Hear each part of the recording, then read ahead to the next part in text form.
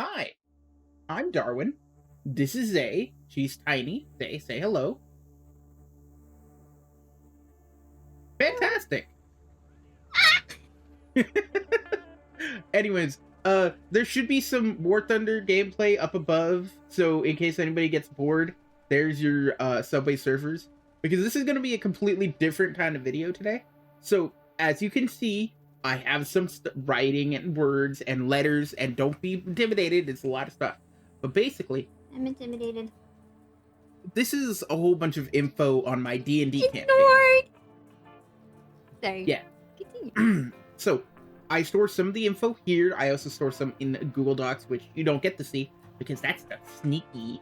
But I'm gonna be doing just a basic rundown of some of the systems in my D&D campaign.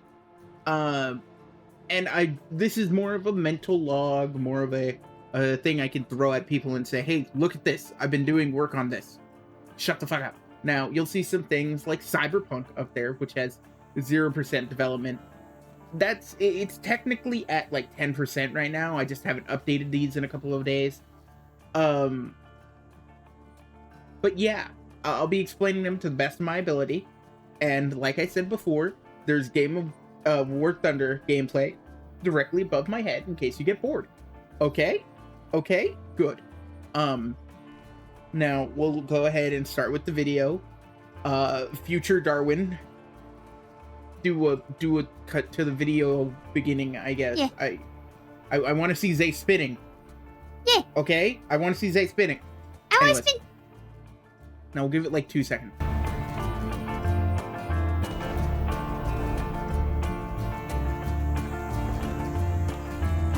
Okay, so first we'll go ahead and start off with the mech system. Yes, I need you to know I've spent so many days of my life working on this system and just revamping it and only turning out with like this weird ass battle system. So it kind of works like Battletech, in case anybody has played that game, where the mechs can do multiple actions within their main action. For instance, a mech could fire off multiple guns depending on the pilot's abilities and stuff like that. It took so long. I'll explain it more later. We're going to go into the localized health system because that one's actually the more important one. So, localized health means that the health is localized, obviously. In my D&D, this will show up, depending on the level of the players, it'll either show up as for segments. So, like, one segment could be the upper arm, the lower arm, the hand, stuff like that. But for the entire body. This is so that way, if a character gets a high enough roll on their accuracy, they can choose where they hit. Otherwise, I'll choose from rolling a dice and general info from that. Like, let's say a character swung for another dude's legs, right? I'll roll a d2. They'll either hit the upper leg or lower leg. Or if it's just a basic system, which will happen if my players are less experienced, because I don't want to overwhelm them with, hey, your mech and you have a localized hitbox, and if you get slapped in the cockpit, it might just kill you instantly. I don't want to overwhelm people like that. But that can happen because I'm a psychopath. No.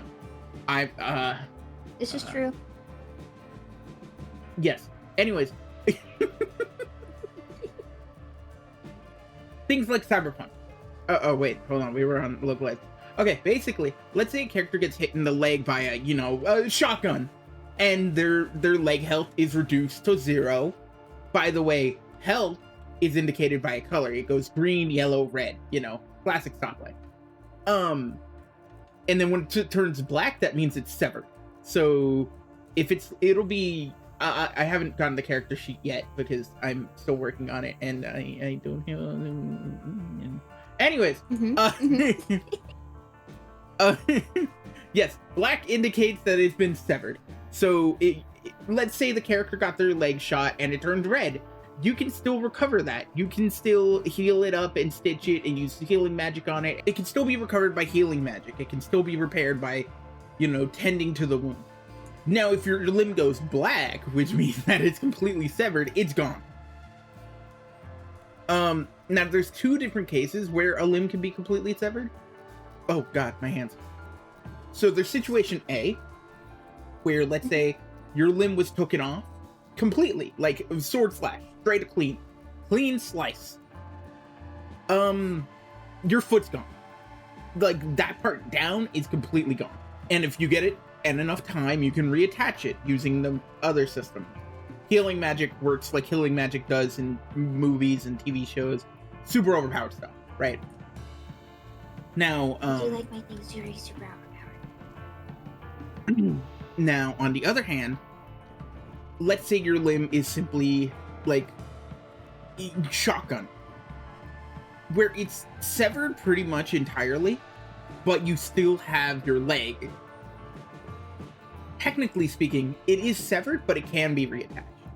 Basic thing, same thing, essentially. If a limb goes dark, everything connected to it that is lower than it, away from the torso, is completely useless. And if your torso goes black, you're dead. If your head goes black, you're dead. It doesn't matter. You're not coming back from a decapitation without revival magic.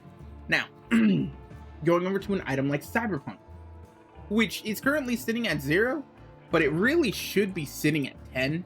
Give me 1 second. Now, this is something I've been thinking about. I've loved Cyberpunk. I love the series. I love the board games. I think they're awesome. And it has so many systems that I'm building in. I'm essentially stealing the board game to put it in my D&D so I can torture people. Things like charisma will be split up into multiple subcategories in order to be used in specific areas. For a long time, I've had a hard issue with like, oh yes, my high charisma barbarian who cannot talk to women. They just, intimidate the shit out of her, right? So Right. the other category, okay, so the subcategories. For instance, charisma, high charisma character, only uses it for intimidation. Yeah. Let's change up how they work now. Yeah. So your charisma will be split up into multiple subcategories, like, for instance, intimidation, humanity. Well, humanity is technically an overarching thing. Empathy is an important thing. Empathy. So, for Sorry. instance, your character will have an empathy stat. That empathy stat will determine a lot of other stuff. And how you deal with certain situations. It's a role-playing thing. Now, characters also have a stat called humanity, which I'm stealing straight from Cyberpunk because they thought of it first, and it's an amazing idea. Basically, if you do not have sanity, you're a sociopath. Or, humanity, you're a sociopath. Sanity is an entirely other system. And it works very similarly, but at the same time, very differently. So, yeah, super sociopath with murder knives and everything. I still got a lot to work on that. Now, the gases are fully finished. Gas and the exposure system is something I made up on my own, but I did take some inspiration from a board game I saw of a Metro series game. Basically, the longer you're exposed to a certain gas, the more danger you're in, the more toxin you can breathe in, and it causes issues based on that. Sanity and fear. That's been a pain in my ass because I haven't been able to figure out how to fully implement it. I think what I'm going to do is have it so that way the characters, when put into hyper-tense situations, will roll a dice. If they fail on that dice, they will get disadvantage or advantage depending on what they do. Fear is a lot of the same system. Now, I have a updated question. damage. Yes? Where would the goblin sit on this list? What do you mean? How much empathy would she have in fear? Goblin the Goblin is a sociopath.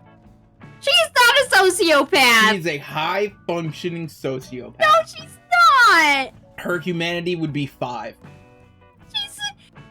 But she's a chaotic good character. I know. I'm messing with you. that? Okay, going back to it. The updated damage system. Yes. This is everything.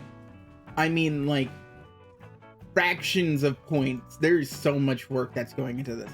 Basically, how much damage a player can take. Armor.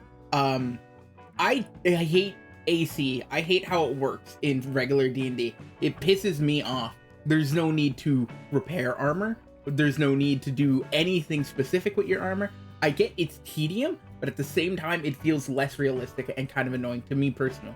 So I've added a system where players basically can switch out gear as it comes and goes. But also, armor now has a set amount of hit points and it's able to resist certain types of damage. For instance, if a dude is wearing hyper advanced plate armor, right? Blunt damage isn't going to really, or slashing damage is not going to do anything. Blunt damage is going to do something. So there can be nullification, damage reduction, and damage increase, and a bunch of other system stats like that. It's a pain in the ass. Now I'm just working on the environmental stuff. Because guess what? In my D&D, everything is trying to kill you, is a message I've been telling my players for years. World building for depths and gases environment. Shoot. Even the vending machines? Even the vending, especially the vending machines. No. No, my snacks. World building for depths and gases environments. I'm going to cry if somebody makes me talk about this again, so I'm just not going to. All right. Legacy systems. In the comments to ask him to talk about it. Don't ask me to talk about it. Legacy systems. Reworks needed. Might remove. 6 out of 5 have been reworked. Or 5 out of 6 have been reworked, I believe. I haven't looked over this in a hot minute. The combat system. The legacy combat system is just a bunch of damage types and has been completely reworked. It's only sitting at a 70 because I have to do some hyper specific things. For instance, I don't have anything for celestial damage and I need to rework that. Armor system. Again, that goes with the previously updated damage system. There's a lot to go into it. Basically, armor has better resistance. You can take pieces of individual plates and attach them to your character to give more armor in that specific area. That goes with localized health. It's stacking. The Revenant system was a system where a player could come back from the dead with the side quest. I don't know why I made it a system, but it caused a lot of issues with other players because of how I was going about it, so I just completely removed it. The magic system. I don't have enough time in one day to explain it to a person. So I'm not going to, but what I will say is Magic in my world is different than standard. But think 5e and make it all scientific, and that's how you have my magic. Anything it could be applied to works, in a sense. The revival system. It was the same as the Revenant system, except that you could have kids. We're going to kick it, because it doesn't need to happen. And the colony system. I haven't decided what to do with it. Colony system.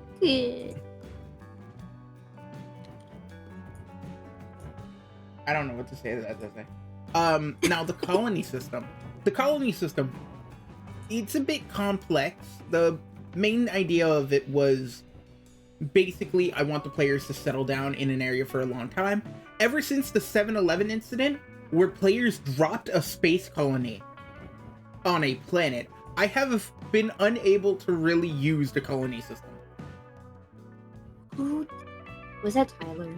No, it was not. I mean, unknown person here. Mechs. This is primarily the class of Mech Warrior, or Mech Pilot. So Mech Pilot is the overarching class name. Mech Warrior is a subclass. Mech Tech is also a subclass. Epirad?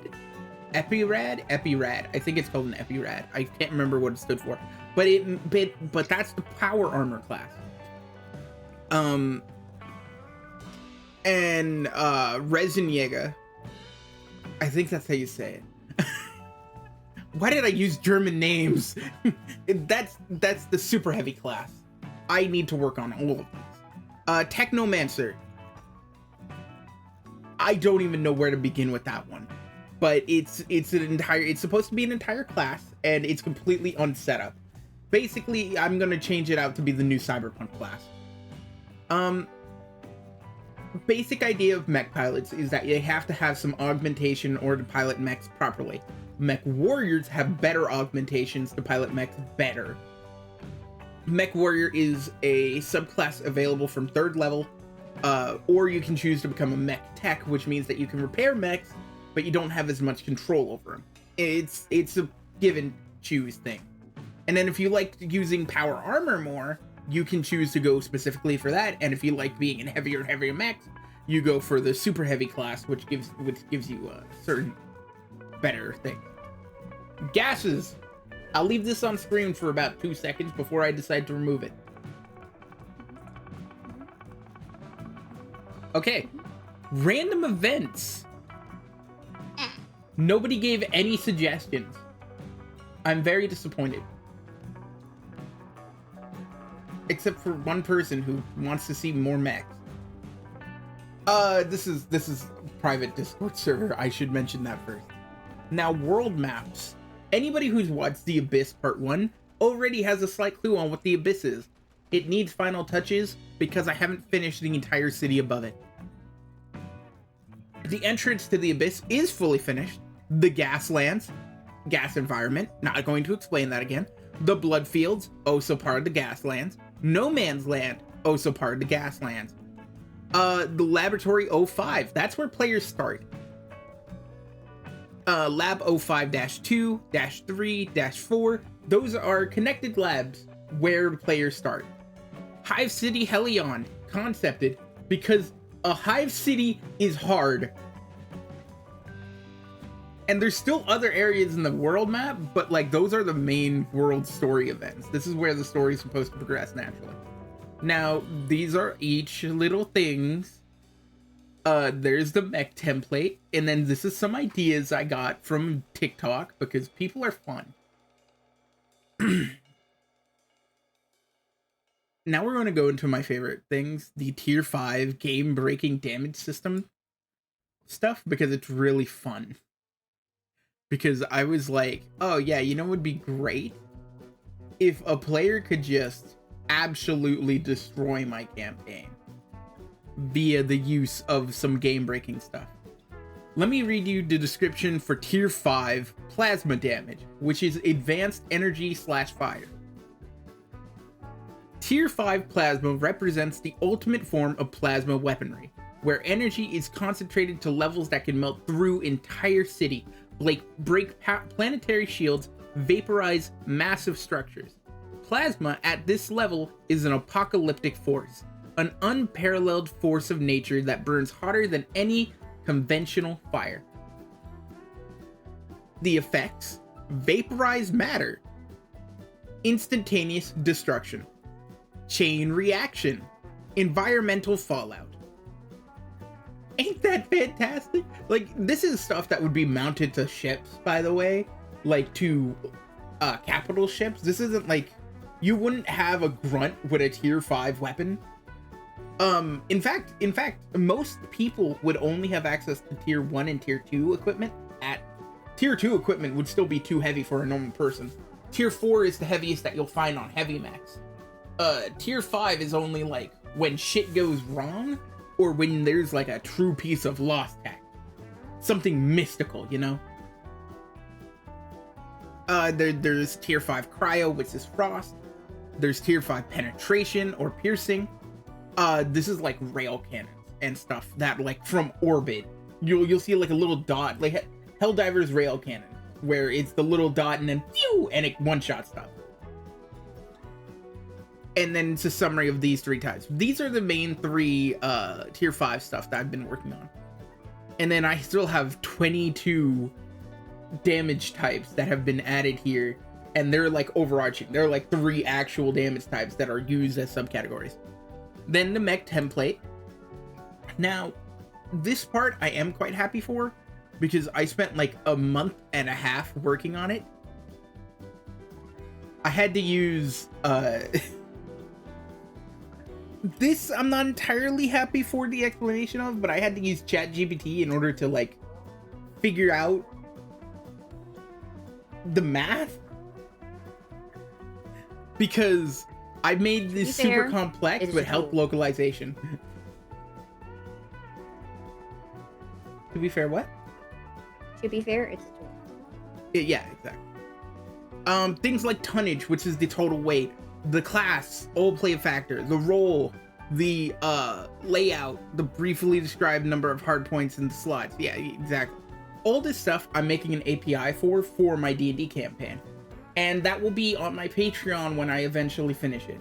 By the way, I'm starting a Patreon to help fund all this stuff. Now, luckily, this is pretty much the end of the video. When I do finish up with more of this stuff, I'll start writing down all the rules and stuff to be used in case anybody else wants to try playing. This is going to take months. So if you watched this far into the video, thank you for watching. Like and subscribe. This has been me and Zay, the cute bunny girl who is in all my stuff, because she decided to be here, I guess. Oh, I can leave. The door is over there. Please don't. Anyways. I will not. I will not. I hope you enjoyed watching me talk about this stuff and watching my horrible War Thunder content. Oh wow, I immediately got shot, huh? This is I don't know. I haven't played the gameplay yet, so that's a prediction. I immediately get shot at this point in time. Anyways, thank you for watching. I've been your host, Darwin the Bear. I'm still a bear. Let's make every moment unforgettable. Thank you. Bye-bye. Something's here. I'll be back. I'm not pausing the recording. He's leaving me. He's leaving me. Oh, how I miss my wife, Tails. My wife is gone. I miss him very, very much. I am so sad. I think I don't know anymore. I can't go on without her. My dearest Boo Boo Baby Boo Pookie is gone. How does one keep living? Tell me, YouTube. Tell me. Are you gonna have to stay for yourself? Huh? Yay, Pookie Bear! What the hell were you? You know what? Whatever. So, I'm back editing, Darwin. You'll figure out what to do with this. So, my back. Yeah.